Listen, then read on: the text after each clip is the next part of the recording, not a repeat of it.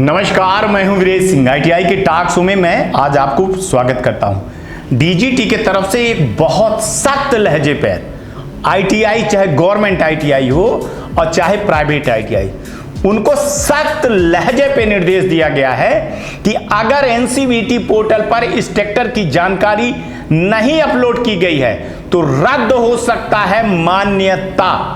तो साफ साफ डीजीटी ने, चाहे वो गवर्नमेंट आईटीआई हो और चाहे सरकारी आईटीआई हो, मैं पहले इसको 3 बार न्यूज दिखा चुका हूं, ये लास्ट बार दिखा रहा हूं। आप समझिए, बहुत सारे प्राइवेट आईटीआई मजाक में ले रहे हैं। राज्य के वैसे सरकारी और निजी प्राइवेट आईटीआई में जो कार्यरत हैं, इस ट्रैक्टर की जानकारी नहीं देंगे तो उनकी मान्यता रद्द की जाएगी। भारत सरकार के डीजीटी ने इसको लेकर के सख्त निर्देश दिया है। साथ ही कहा है कि इस दौरान बिना कोई प्रक्रिया पूरी किए ऐसे संस्थानों की मान्यता रद्द कर दी जाएगी। इसको लेकर के राज्य सरकार के श्रम नियोजन एवं प्रशिक्षण विभाग को भी पत्र लिखा गया है। स्टेट डायरेक्टरों को साफ साफ पत्र लिखा गया है।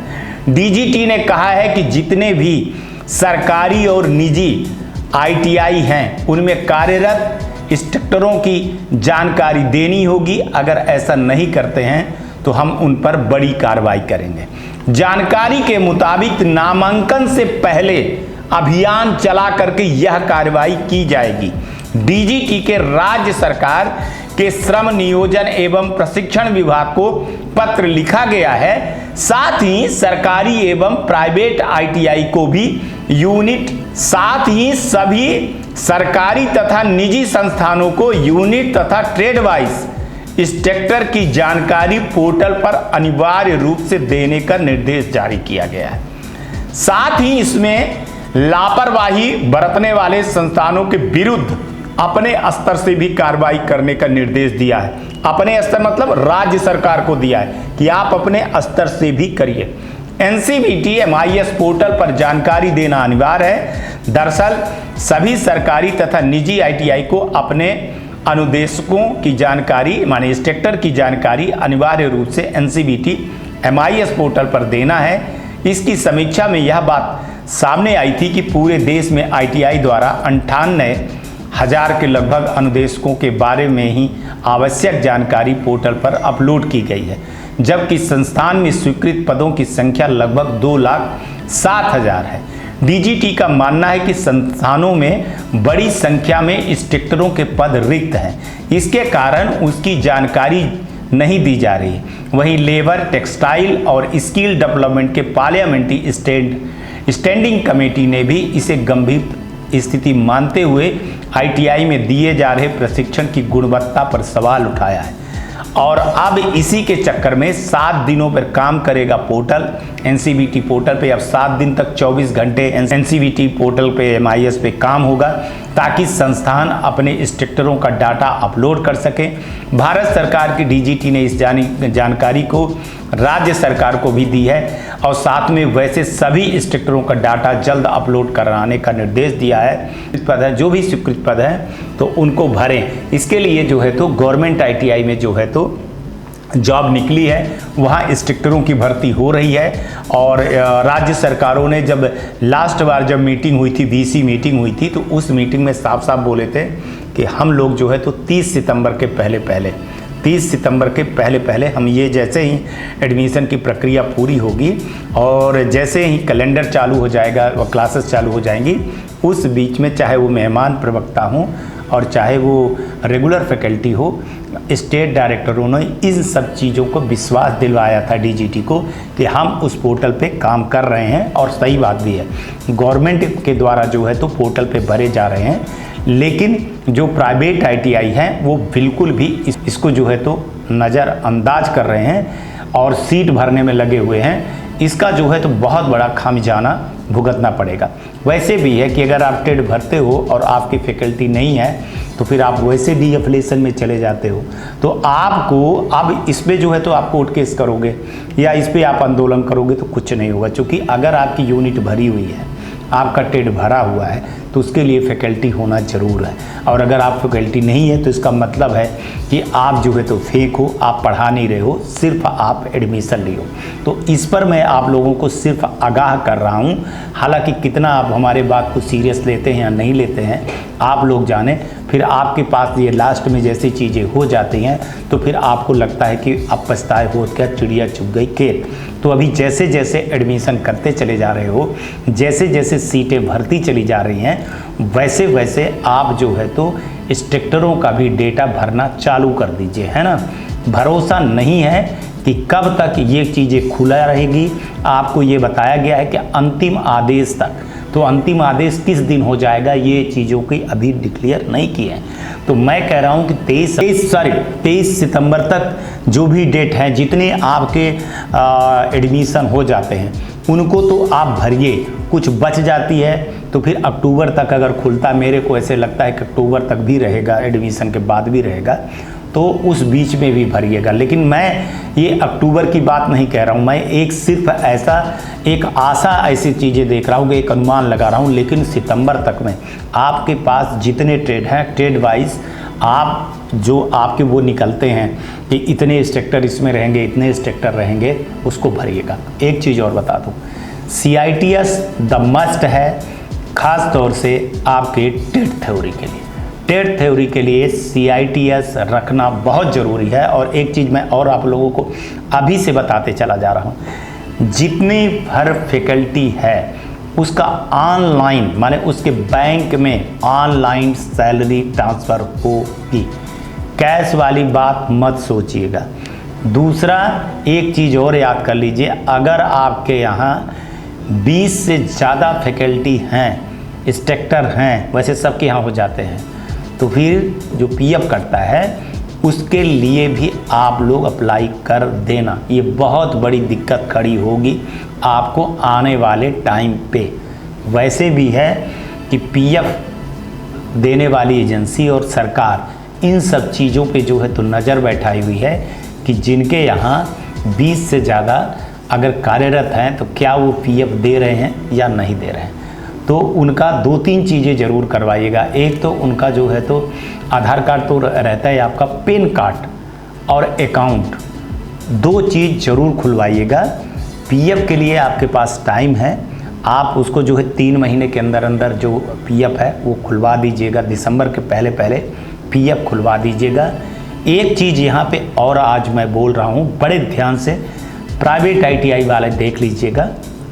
आपकी अगर लीज अपडेट करवा लीजिएगा, जैसे कोई 2010 का था तो 10 साल की लीज थी, उसको अपडेट करवा लीजिएगा उसी टाइम पे। अगर आपको ऐसी चीज़ें पाई गई कि अगर आपकी अपडेट 1 महीने के बाद हुई है, जैसे मान लीजिए कि आपकी जनवरी में ख़त्म हो रही थी लीज और आप अभी सितंबर तक उसको नहीं करवाए हैं, तो आप डीएफिलिएशन पे जाएंगे। आप कोशिश करिए, 1 महीने का टाइम होता है, 30 दिन के अंदर ये सारी चीज़ें। ऐसे ही जितनी ITI हैं, किरायानामा को लेकर के कि अपडेट करवा लीजिए। आपका किरायानामा भी 30 दिन के ज़्यादा जो है तो खाली नहीं होना चाहिए। जैसे मान लीजिए कि आपका जुलाई में था तो अगस्त तक चल जाएगा, लेकिन अब सितंबर में नहीं चलेगा। तो ये सारी चीज़ें कर लीजिए।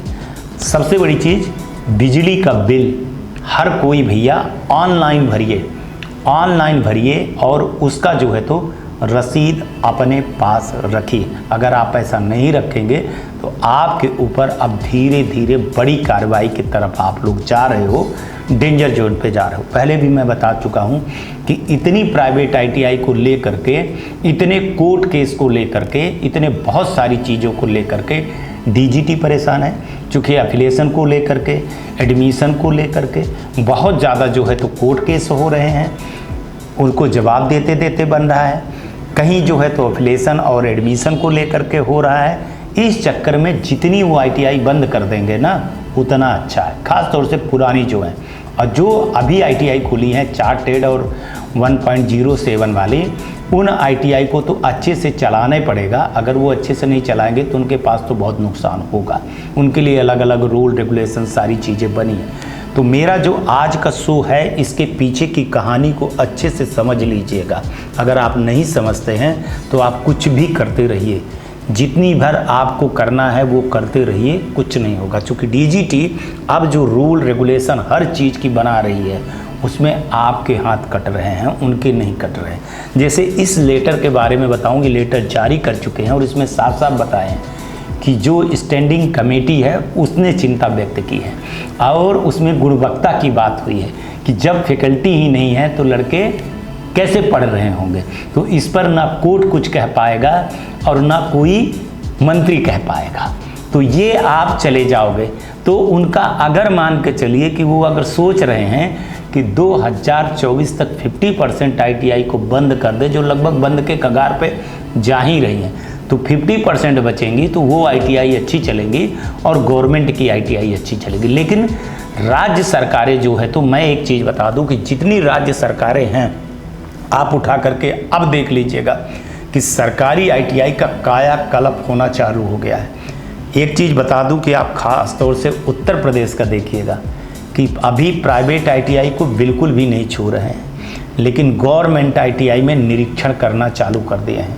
वहाँ का इंफ्रास्ट्रक्चर, वहाँ के इंस्ट्रक्टर, वहाँ की गुणवत्ता को ठीक करते चले जा रहे हैं।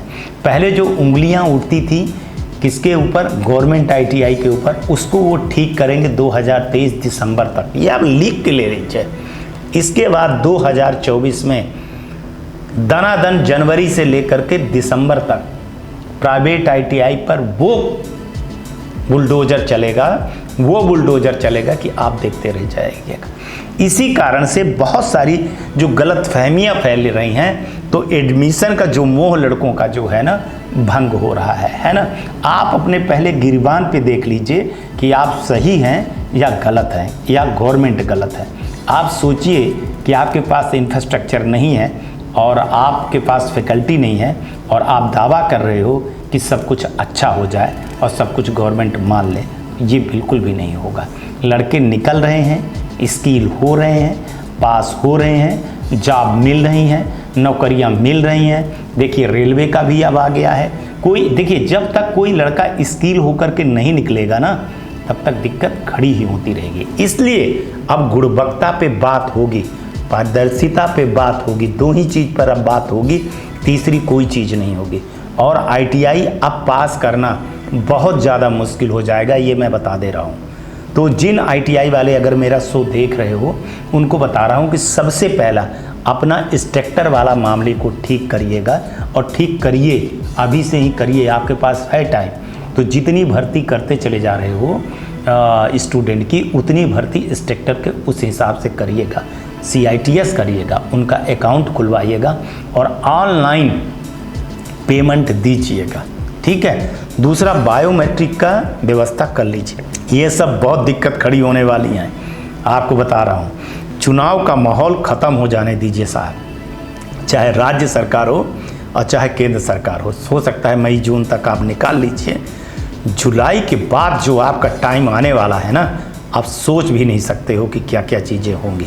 इसलिए मैं आपको आगाह करता हूँ, डराता नहीं हूँ, समझिए आप मेरी भावनाओं को। मैं डराता नहीं हूँ, मैं अवेयरनेस का प्रोग्राम दिखाता हूँ और अवेयरनेस करता हूँ, आपको अभी समझ लीजिए। तो स्टेट डायरेक्टर को भी अब लपेटे में DGT ने ले लिया है कि अब अगर कोई कोर्ट केस या कोई इस तरह की चीज़ें होंगी तो साथ में स्टेट डायरेक्टर भी आएंगे। अभी तक स्टेट डायरेक्टर बच रहे थे, तो अब DGT ने नया दांव चला है। इसलिए इंस्ट्रक्टर वाले भर्ती पे भी डायरेक्ट उंगली किसकी उठेगी, राज्य सरकार पे उठेगी। जो वहाँ के चेयरमैन रहते हैं, जो वहाँ के डायरेक्टर हैं, जो इनके और मेंबर हैं, 9, 10, 11, 12 मेंबर हैं, उन पर सब पे गाज गिरने वाली है।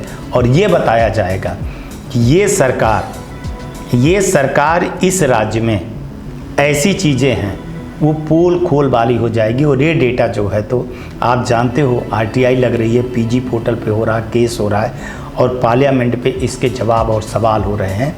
तो हर एक राज्य सरकार की पोल खुल जाएगी। तो राज्य सरकारें इन सब चीज़ों को लेकर के आगाह रहें और सतर्क रह रही हैं। हर बार जो महीने में VC मीटिंग हो रही है ना, चाहे वो केंद्र शासित राज्य हों और चाहे वो अलग राज्य हों, चाहे वो वहाँ पे किसी की शासन हो, चाहे BJP की हो, चाहे कांग्रेस की हो, चाहे सपा की हो, चाहे बसपा की हो, चाहे जनता दल यूनाइटेड की हो, चाहे जिसकी भी हो, चाहे ममता बनर्जी की पार्टी हो, टीएमसी हो, चाहे कोई भी हो, बीजेडी हो, सबको साथ में लेकर के ये स्किल डेवलपमेंट वाले काम को बड़े निगरानी से रखना चाहिए और बड़े अच्छे से काम करना चाहिए। क्योंकि अब भर्ती पे जो चीज़ें हैं ना, वो केंद्र सरकार जो है और डीजीटी डाल देगी कि राज्य सरकार ही भर्ती नहीं कर रही। अब देखिए 2,07,000 के लगभग जो ये डेटा दिख रहा है, ये स्टेट का मामला है, ये डीजीटी का मामला नहीं है। तो अगर हर स्टेट से भी निकाल दिया जाए तो हर स्टेट में इतनी फैकल्टियाँ खाली हैं, तो ये तो बेरोजगारी बढ़ा रही है ना। अगर इतने लोग भर जाएंगे तो रोज़गार के अवसर मिल जाएंगे। और होगा क्या कि जैसे कह रहे हैं कि आईटीआई नहीं चल रही है, तो बंद कर दीजिए आईटीआई। फिर आईटीआई अगर आप बंद कर देंगे तो दूसरे की जो चलने वाली आईटीआई है वो चलेगी, बच्चे शिफ्ट हो जाएंगे। और डीजीटी यही चीज़ देख रही है कि जितने ऐसे फर्जी आईटीआई हैं, जो आईटीआई नाम मात्र की चल रही है, अगर उसको बंद कर दिया जाए तो एक तो क्या होगा कि जो आईटीआई की संख्या है ना दिखाने के लिए, वो कम हो जाएगी। जो अच्छे स्टूडेंट हैं वो अच्छे आईटीआई में जाएंगे, अच्छे आईटीआई में जाएंगे तो पढ़ाई होगी तो वहाँ फैकल्टी रखेंगे और लड़कों का जो स्किल होने का जो डेटा है वो बहुत ज़्यादा बढ़ जाएगा।